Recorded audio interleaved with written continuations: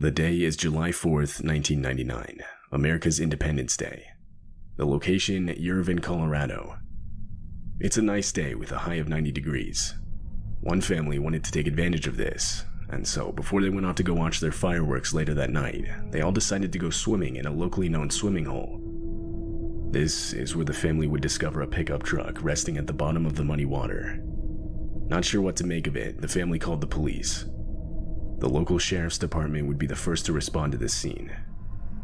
The truck ended up belonging to a man named Dale Williams, someone who had officially been declared missing just 6 weeks prior.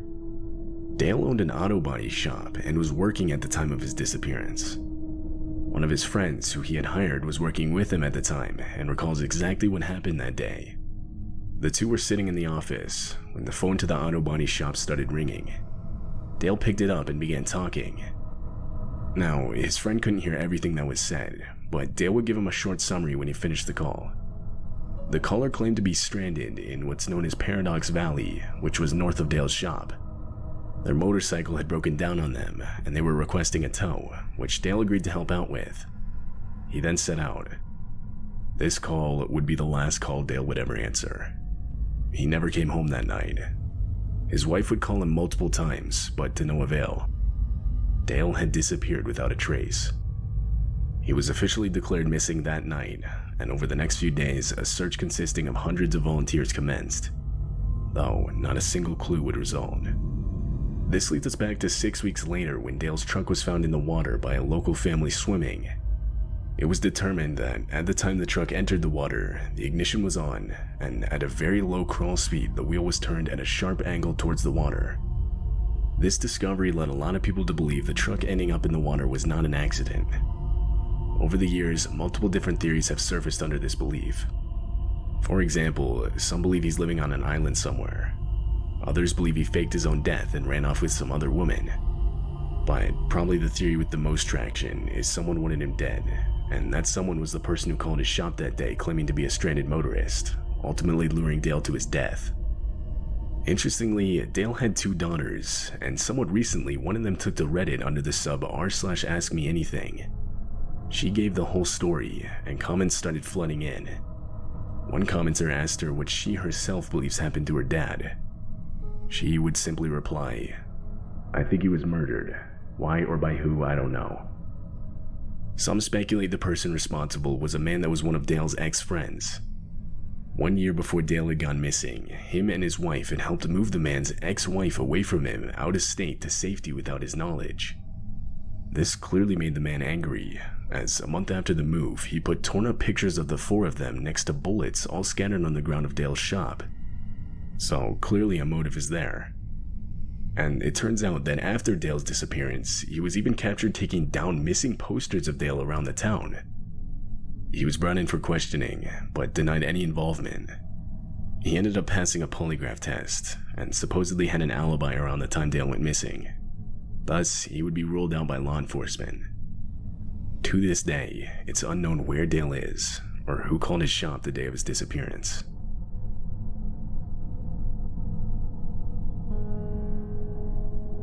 Back in 1991, a then 22-year-old named Angela Hammond was living in Clinton, Missouri.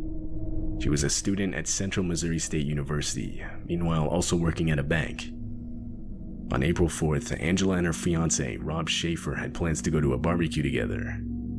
When it started wrapping up, Rob knew he had to get home because he was supposed to be watching his little brother until his mom got home. Angela dropped him off at his house, but the two still wanted to hang out. They decided that Angela would call him in a few hours to work out a spot where they could meet downtown. Meanwhile, Rob would watch his brother. Cut to a few hours later, and sure enough, Rob's phone started ringing. Now, again, this was 1991, so Angela was calling from a payphone rather than a cell phone. She was using one that was located in the center of town, only 7 blocks from Rob's house. The two started discussing where they wanted to meet up, but after a few minutes, Angela mentioned a truck she saw that had circled the block a few times in a row now. Rob would later say that she described it as a green pickup with this really distinct decal of a fish jumping out of the water, covering the entire back window. Though it wasn't until it parked right next to her that she became genuinely concerned. A man got out and briefly used the second payphone just next to her. He then walked back to his car and pulled out a flashlight as if he was looking for something. Rob listened as Angela asked the man if he needed to use the phone, assuming the one he had tried to use was broken. The man responded saying it was fine, and that he would try again in a minute. Rob and Angela continued their conversation, not thinking much about the encounter. But shortly after, the sound of Angela's screaming shot through the line. Without even thinking, Rob immediately dropped the phone and got in his car to drive the 7 blocks to the payphone. He made it about halfway when he noticed a pickup truck speed past him in the other direction. Not only that, but he also reported to have heard a panicked woman's voice screaming his name out of the window. Rob threw his car in reverse and began chasing down the pickup. But what he didn't know at the time is that him throwing his car into reverse as fast as he did had severely damaged the transmission. 2 miles into the chase, and his car began to stall. Eventually, his car came to a complete stop. He watched as the truck's taillights faded into the distance. Authorities were almost immediately notified of the situation. Over the next few days, Missouri State Highway Patrol checked hundreds of registered trucks matching the description Rob gave them, but none of them were a match. Unfortunately, blame would start to shift towards Rob himself. Police suspected he had made the whole story up, and in reality, he was responsible for Angela's disappearance. Though, in only a week, this lead would get thrown out. 2 witnesses in the area at the time had come out reporting to have seen a truck matching the description Rob gave. And in addition, Rob had also now passed a polygraph test. Over the years, there have been many different unconfirmed sightings of Angela in different states, but whether these are real sightings or not is unknown. As far as we know, that phone call Rob and Angela had on the night of her disappearance would be the last phone call she would ever make.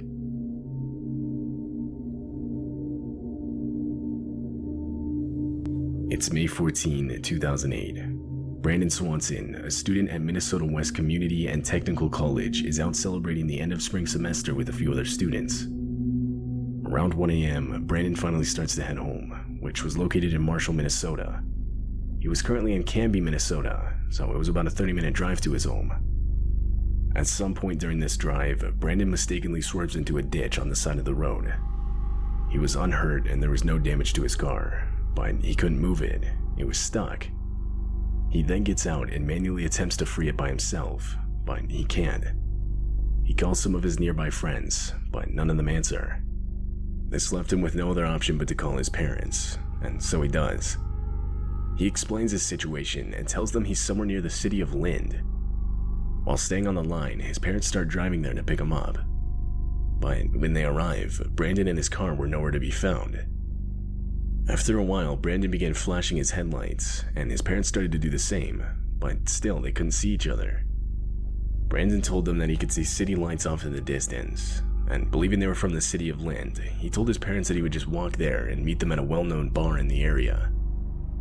He got out of his car and started walking on gravel roads towards the city. Though, Brandon would eventually decide to cut through a field, believing that it would be faster than just staying on the road. Still on the phone with his parents, Brandon would note nearby fences and water while in the field. Then, at the 47-minute mark in the call, Brandon abruptly yelled out, "Oh shit," before the line went completely silent. His parents called out to him several times, but there was no response. They then ended the call and repeatedly tried to call him back, but once again there was no response. Brandon was never successfully contacted for the whole rest of that night. He would be officially declared missing early the next morning. Police got involved, and oddly, when they tracked his phone calls, they were traced to a cell tower in a completely different location than what he told his parents. Brandon was over 25 miles away in a city named Porter when he called his parents. With this information, police searched the new area, and sure enough, they found Brandon's car stuck in a ditch. But Brandon himself was nowhere to be found. Police dogs were brought in to assist in the search. The dogs traced a scent straight to a nearby river, the Yellow Medicine River, which was at its highest point during this time of the year. Immediately, it was assumed Brandon had fallen into the river, but the scent had actually continued on towards a different gravel road where it finally stopped. Still, many believe Brandon had fallen into the river and ultimately drowned. Except, during the phone call with his parents, they would recall no sounds of rushing water around the time he went silent. Plus, at no point was a body or even clothing found in the river, which almost surely would have surfaced. There are countless other theories out there, mainly due to how popular this case has gotten.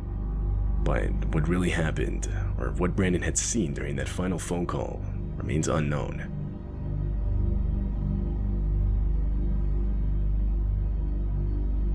February 19, 1983, a 10-year-old, Joanne Pedersen, was spending the evening at a local mall with her 12-year-old sister and 14-year-old cousin. Her parents were out for the night, meaning the three would be left to walk the short distance home themselves. As they were doing so, Joanne and her sister would get into an argument. This led her sister and cousin to run ahead and lock Joanne out of the house as a sort of childish joke. But it was cold and raining that night. Crying, Joanne pounded on the door for some time, but soon just gave up. She decided she'd walk back into town to look for a payphone that she could use to call her parents. She started walking and eventually came across the phone just next to a convenience store. Joanne called her stepfather, who answered right away. She would tell him about the altercation with her sister and how she needed to be picked up. Joanne's stepfather assured her they'd come get her as soon as possible. To calm her down, he then handed the phone to her mother. But when Joanne's mother put the phone to her ear, all she could hear was scratching and rustling. Then there was a man's voice. He told her that if they didn't come to pick up their daughter in 30 minutes, he was going to call the police. The two arrived to the payphone around 15 to 20 minutes later, yet Joanne was nowhere to be seen. Her parents contacted the police and a search was commenced almost immediately. Everyone that entered that convenience store that night was interviewed. Some reported to have seen a car with a man and child driving off right past the store. Others reported to have actually seen the man talking on the payphone with Joanne, even giving a description of what he looked like. Though he was never identified. Who this man actually was remains a mystery. But it's not even clear if he had any part in Joanne's disappearance. None of the witnesses interviewed actively saw Joanne being taken. Joanne has since never been seen. The call she placed that night would be the last time her parents or anyone ever heard from her.